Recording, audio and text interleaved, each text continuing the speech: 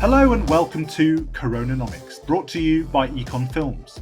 This week, Deglobalisation. Recent decades have seen an unprecedented peak of economic global connectedness. But that trend was visibly weakening well before the Covid pandemic. And now many think the coronavirus disaster might put globalisation into reverse. But is that reading correct? And if it is, what does it mean for our prosperity? And what could and should follow globalisation? I'm Ben Chu, economics editor of The Independent. And I'm Lizzy Burden, economics reporter at The Telegraph. We'll be your guides, and if you like what we're doing, please hit the subscribe button as it helps people find us. Joining us this week is Dani Rodrik, an economist at the Harvard Kennedy School and author of the seminal Globalization paradox, Democracy and the Future of the World Economy. We also have Penny Goldberg, a professor of economics at Yale University, who was chief economist at the World Bank until March this year. Penny, Dani, welcome to you both. Hello. Nice to be with you. Well, Dani, I want to start by asking you, COVID-19 has revealed the vulnerability of supply chains. In the UK, for example, PPE shortages were a massive issue at the beginning of the crisis, as air freight rates soared because of restrictions on passenger travel. But was this evidence that globalisation had gone too far? Well, I don't think anybody was expecting a pandemic of this kind, although we should have been perhaps better prepared. I think with the benefit of hindsight, I think certainly with respect to critical medical supplies, governments would be well advised to stockpile and diversify supplies. That doesn't necessarily mean less globalization. It might mean different sources of supply, propping up some domestic supply chains. There are some tensions with hyperglobalization, but it's mainly a question of management rather than an either-or thing. Penny, do you agree with Dani? And do you think that deglobalization is already happening, if at all? You know, if you allow me to say so, if anything, it's remarkable how well supply chains have worked under the circumstances. This was the biggest global shock we've had since World War II. And the fact is, at least in a country like the United States, and I assume also in Britain, we're pretty well provided for the most part. Most people experienced shortages in toilet paper, but that had nothing to do with global supply chains. It had to do with the logistics of the distribution system. And of course, you mentioned before, Lizzy, there were problems with PPE. There were critical shortages in April, in the 2-3 weeks when we desperately needed them. And so this is where the sentiment comes from, that this is where these global supply chains failed us, and this is understandable. If one draws an analogy to what happens when you have a hurricane or another emergency domestically, we always have shortages, and this is because, as Dani said, because we don't usually produce for these extreme events. We produce for normal times. So the obvious way to address that in the future would be to have strategic reserves. We have these strategic reserves, for example, for petroleum. We have them for helium. As it turns out, we don't have them for food in the United States, and we don't have them for medical equipment or for PPE. In New York City, you had hospitals competing against each other for PPE. Within New York State, you had New York City competing with other locations. So you need these critical reserves at a very local level, you know, to be safe. So again, one can have many issues about globalization, but I think this criticism has been unfair. Are we in an era of deglobalization? I would say yes. I think they started much earlier. It didn't start through COVID, through the COVID crisis. I would put the start at the global financial crisis around 2008, 2009. We're just going to show a chart, actually, which shows world trade as a share of GDP. And we've had waves since the 19th century of global trade ebbing and flowing, a very fast phase in the 1980s and 90s. And then, as you were saying, Penny, it stalled for the past decade after the financial crisis.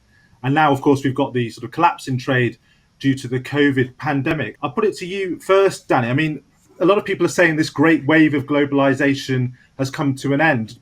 What's your view on that fundamental question?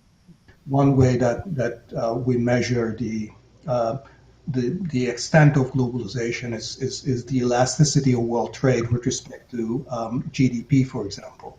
That is, when global GDP increases by 1%, by what percentage does world trade increase? Up until the global financial crisis, that number, that elasticity, was typically above 1, which is world trade would expand by more than 1% when world GDP expanded by 1%. Ever since, it's largely been, essentially been less than 1. The expansion of world trade goes really all the way back to the end of the Second World War. World trade and world long-term investments have been expanding very rapidly, really, since 1950. In fact, the expansion of the volume of world trade between 1950 and 1990 was actually considerably faster than what we've had since then. So I think there's a kind of we created imbalances in the world economy with sort of parts of the world economy becoming very integrated and along them with a lot of professionals and corporations and big banks and big tech becoming sort of very closely integrated with each other around the world.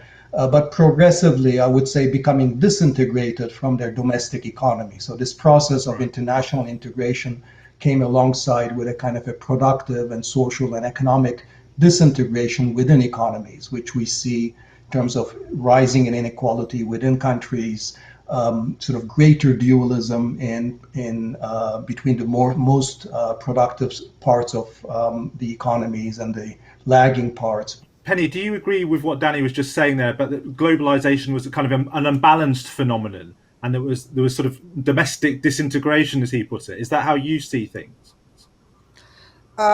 So I agree with Dani partly. So it's undeniable that we've experienced a big increase in inequality in most advanced economies, at least in the United States and Britain. I wouldn't say in all advanced economies, because the problem has not been as pronounced in European countries, for example, and that raises the question of why was the experience of Denmark or Germany so different.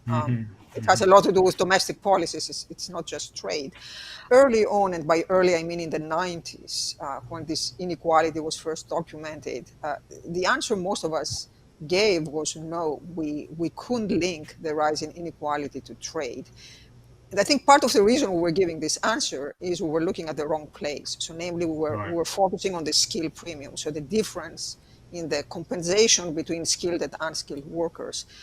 And as the research has shown later, most of the relevant inequality was in the spatial dimension. It's entire communities that were affected by rising imports. So it was not so much that imports from China or other low-wage countries increased the gap between unskilled and skilled workers. It's the fact that certain areas where there was a lot of manufacturing started going downhill. This certainly created a climate that was very receptive to the wave of politicians who came both in Europe and in the United States speaking against globalization. But I think this is part of the story. The other part that became very clear during the US-China trade war is that part of the anxiety is due to the ascent of China. So I think the other motivation, the other reason behind what's happening right now is the effort to stop China, and that's a political motivation that has little to do with an economic rationale. Dani, I just wonder, just looking at that sort of long history of global trade and waves of it, do you think we could see sometime in the future another wave of globalization? Some people are talking about a kind of green globalization with carbon border tariffs and things like that. Is that feasible, and how long might we have to wait to see something like that, do you feel? Well, I think there are certainly some areas where globalization has not gone far enough. I think I would say that in terms of financial globalization and many aspects of the kind of WTO regional trade agreement-led globalization, I would say that we, have probably gone far enough. But there are many areas where I think the benefits of globalization in the sense of global rules, global governance, better global agreements, more global cooperation, those gains have not been reaped yet. I would put, two largely non-economic areas in there. One is public health. We need a better World Health Organization that can provide better guidance, that can lead a global vaccine effort, and can provide for the global public goods in the areas of public health. And obviously, we need much better environmental governance at the global level with respect to climate change. If countries were taking climate change more seriously and implementing carbon taxes domestically, I think they would be fully entitled to impose carbon border taxes to ensure that their domestic environmental policies are not undermined by exporters from other countries that don't have similar climate policies. Economic and social policies are primarily determined at the national level. And that countries have the right to pursue appropriate social and economic and environmental policies. And that when international trade investment, cross-border financial flows tend to undermine the integrity or the applicability of those policies domestically, that countries have the right to actually ensure that they can protect the integrity of their domestic economic policies. I mean, speaking of globalization not going far enough, we saw on the graph earlier that world trade boomed after 1990, in large part because Asian economies were increasing their manufacturing bases and entering the global trading network at scale, and then lifting hundreds of millions of people out of poverty. But as you mentioned, large swathes of the world, particularly in sub-Saharan Africa, haven't done that. And Penny, I wanted to ask you, if globalization does go into reverse, how damaging will that be for the global south? I think if you look at the experience of countries post-World War II, the countries that grew very fast and managed to lift themselves out of poverty were all countries that embraced open trade. There is nothing that leads to faster poverty reduction than trading with a richer country. And we saw that happening, in Japan, in most countries in East Asia, actually.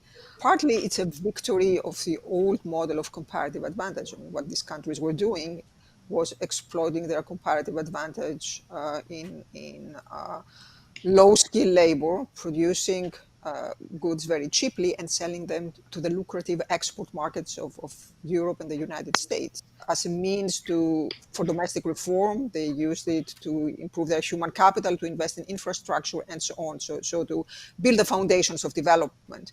In the absence of this path, of this export-driven, export-led growth, it's not clear what path developing countries can take. It's not impossible, but I think it's going to be much harder, and we're not going to see the fast growth we've seen in the past. When I was at the World Bank, we always talked about trying to leapfrog to the 21st century by embracing trade in services, which sounds very attractive. So you talked before about sectors that have not been liberalized yet, and the biggest sector is services by far. It's not clear how this can happen or what the conditions for such leapfrogging are, especially in places that are very weak in education. They still don't have proper healthcare. So in general, places that don't have human capital.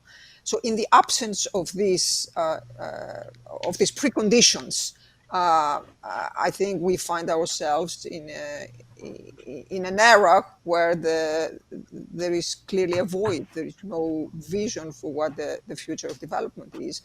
And I think the news is better for bigger countries. So if you're a country like India, or apart from India, no other country comes to mind actually. But India is a country with approximately 1.3 billion people.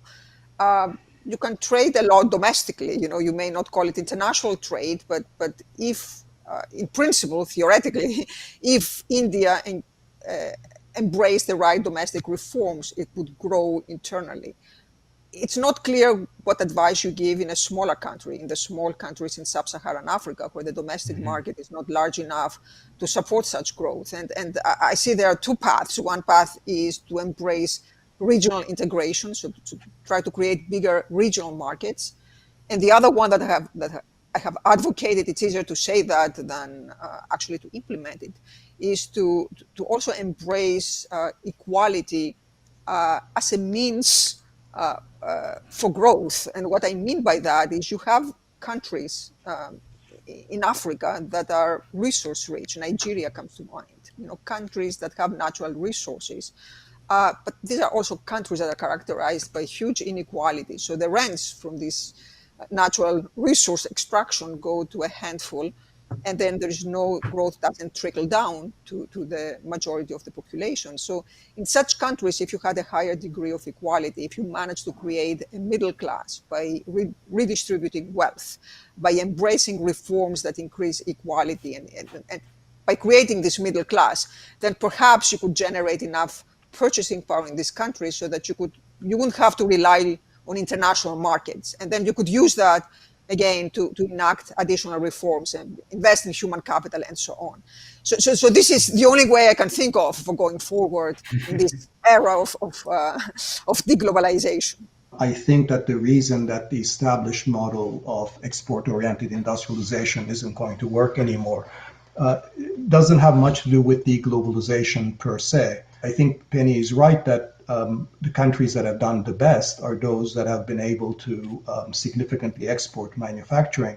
But most of those countries actually did so in periods when the world economy was much more closed than it has been since the 1990s. So we go back to Japan, which took off in the 1950s and 60s, then South Korea and Taiwan in the early 60s and 1970s. That was a period when, in fact, the world economy wasn't nearly as open as in terms of barriers to trade, in terms of quantitative restrictions, in terms of financial globalization, than the world economy has been since the 1990s. The interesting thing about China is how China played globalization by Bretton Woods rules rather than hyper-globalization rules, because, of course, China, leveraged other countries' openness, but in terms of its own domestic policies, it had, managed its exchange rate, managed capital flows,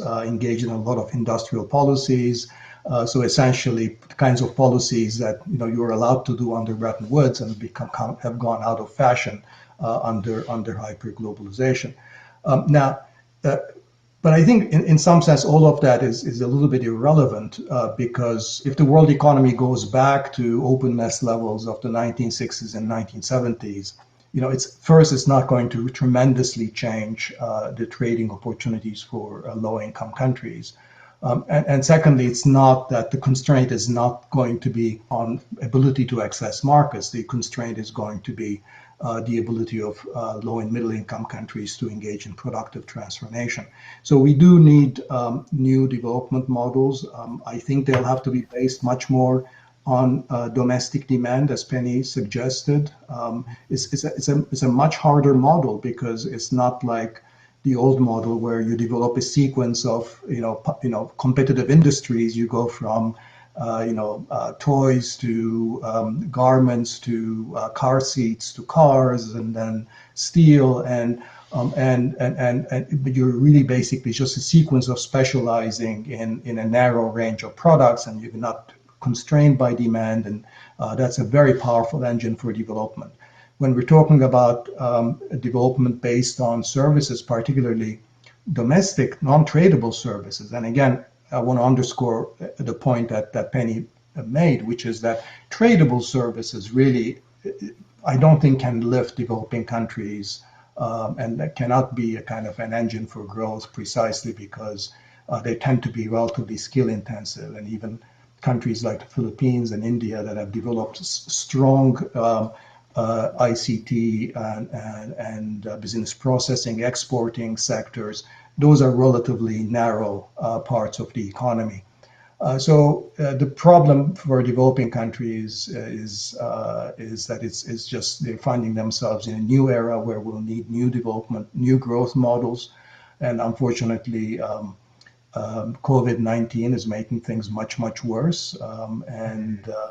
And if the rich countries pile on it by closing their markets on top, it's just going to make it obviously worse at the margin. But I think the problem is a more fundamental one. Yeah. May I slightly disagree with something that Dani said? I agree with most things, but I sometimes think that the importance of automation is overstated. Not that automation is not important. We live in fear about what automation will do to jobs in advanced economies. And the argument that it's going to erode the traditional comparative advantage of low-wage countries is very intuitive. But so far, we have not seen this happen. Actually, the World Development Report of the World Bank was on global value chains, and we looked explicitly at this question of whether sectors that had adopted automation were sectors where we're seeing less trade with developing countries, and we actually found the opposite in sectors like automobiles or chemicals. So these are sectors that are very robot intensive. These are sectors that had increased their trade with developing countries, and the explanation was one that was based on productivity, that in these sectors productivity increases so much that yes, even though there is this substitution towards machines, at the same time you increase the scale of production, so you end up still importing more from developing countries. So it may happen in the future. The fact that it has not happened yet, of course, doesn't guarantee it won't happen in the future. It's interesting that as trade economies, we tend to emphasize less policy and more these technological constraints. And I think we didn't appreciate how important policy is until the trade war erupted between the US and China. And then it became clear that having an environment that's stable and predictable and where you have rules is very important for investment and for trade. So I agree, Dani, that China did a lot more than engaging in free trade, but the time when China's exports to the United States surge coincides with a time at which China was granted permanent normal trade relations. That was in 2000, and then it entered the World Trade Organization in 2001. And if you actually look at the data around that time, the tariffs were already very low. The tariffs were close to zero. It's not that they enjoyed lower tariffs because their entry to the WTO. What their entry did is it gave this predictability, this stability, and that gave them an incentive to invest in these trade relationships, to build the infrastructure that was necessary for trading. So I think if I'm sitting in a developing country right now and I'm thinking of doing the same, then I would think about it twice. So, or if I'm in a country like Vietnam or Cambodia or Myanmar that are doing very well, and I would be thinking if my exports to the United States quadruple, perhaps I will have the fate of China. Right, and there will be measures to stop me. So I do think that the current policy climate is an obstacle to many developing countries, and especially those who have not managed to join the global trading system. Yeah. Well, let's get into that question of economic nationalism in a bit more detail. We're going to look at a chart. What it shows is how populist parties in Europe have really surged in support over the past 3 decades. Now, Penny, first of all, populists, as you know, in the US often attack multilateral globalist organizations, as they call them, like the World Bank and like the World Health Organization. But I wonder, you've been inside these organizations. Do they sometimes perhaps not do themselves any favor by being less than transparent and with their perceived lack of accountability to people? I think the part of the backlash in the last few years came from the perception, at least in the United States, that the World Trade Organization was not serving U.S. interests. And in fact, it was undermining U.S. interests. There was another problem that I think is a true problem, and there the concerns were valid, which are that in some sense the WTO became the victim of its own success. It became very large, very diverse, and it became impossible to accomplish anything. So there was this all or nothing approach. So for anything to happen, all countries had to agree. And they had to vote on entire packages of rules rather than isolated measures. And that led to complete paralysis. So it became an organization that for a while could not accomplish anything. Prior to Azevedo's, to Director Azevedo's resignation, he's still there, but he announced that he's leaving. He made a true effort to reform the WTO, and in my view, in the right direction, in the sense of trying to make it more flexible and more in tune with the times. But again, he cannot do that without the cooperation of the United States. It's the biggest economy. Now, Dani, let me ask you, I mean, do you agree with Penny there that transparency isn't so much of an issue? And on the UK economic nationalism, Brexiteers say that they are simply trying to get back democratic sovereignty from the European Union.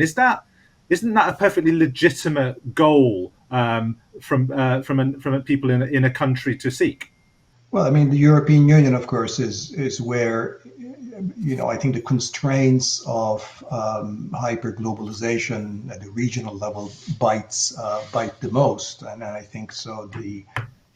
I think there is a legitimate concern in Europe, in particular in the Eurozone, about loss of economic sovereignty that's not compensated by sort of an increase in political accountability and political voice. Britain, of course, was not the first country I would have expected to rebel against those constraints, because it's not part of the Eurozone and has a number of carve-outs. I think my criticism of conservatives and the Tories and the Brexiteers would be that if you want to reclaim sovereignty, which Brexit was purportedly what it was about, you have to have a good agenda for what you're going to be deploying your sovereignty for. In other words, what's your economic vision? What's your growth plan? What is it that you want to be? That the European Union prevents you from becoming. And that, to me, was never very clear. I mean, there were some segments of the pro-Brexit voice, which were actually, they wanted more free trade, right? The argument was that, the European Union prevents us from having free trade, and we want to get rid of, sort of European restrictions that really have free trade. It's a general point there about, protection or having higher tariffs or protecting yourself from capital flows and desiring policy space. The question is, those are shields that should protect what you're trying to do for legitimate social and economic purposes. And if you have not specified those things, simply putting up those protectionist barriers or simply leaving the EU isn't going to leave you any better off. Well, thank you so much to both of our guests, Dani Rodrik and Penny Goldberg. It's been an excellent discussion, and we've really got into the nuance of globalization, what it means or what it doesn't mean, and what its future might be, and what the implications of that. So thank you so much to both of our guests for appearing on CoronaNomics. We'll be talking to many more top thinkers over the weeks to come to discuss how we can weather the economic storm of COVID-19. So please do stay tuned and subscribe to our YouTube channel. And remember, if you like what we're doing, please hit like and share. And if you'd like to talk to us, just leave us a comment below. This has been CoronaNomics, brought to you by Econ Films.